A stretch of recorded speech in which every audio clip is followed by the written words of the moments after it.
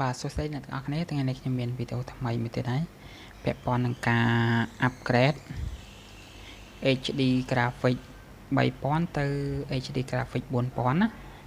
នៅលើ laptop ឬក៏ desktop អីដែលមាន graphic ហ្នឹងអញ្ចឹងទៅជំហានដំបូងរបស់យើងយើងអាចចូលបានតាម3របៀបជានេះរបៀបទី1នេះយើង right click ទៅលើ this PC នេះយើង right click មកយើងយកពាក្យថា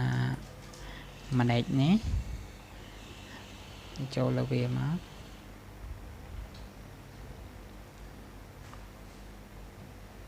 អូខេរងចាំវាសិននឹងលេងយូរបន្តិច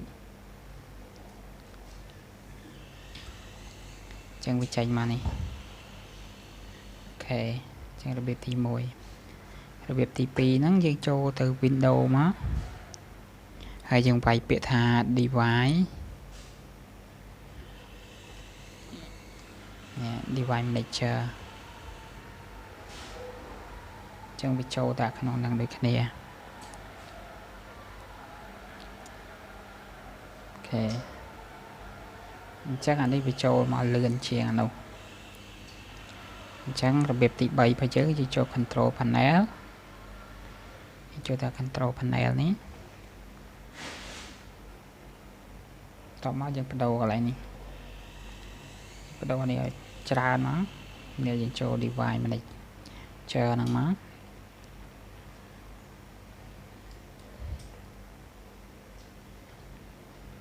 អញ្ចឹងវាអាចចូលបានហើយអូខេអញ្ចឹងរបៀបទី2របស់យើងចឹងយើងចូលលើវាមក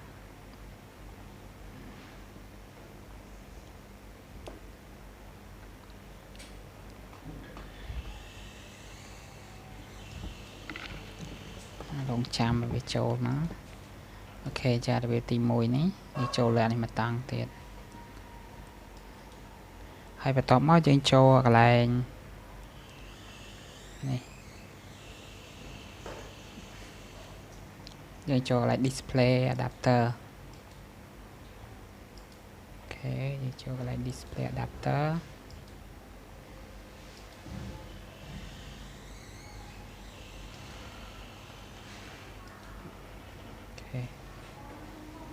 សុំតលាក់អានេះមកក្រោមតិចអូខេចូល display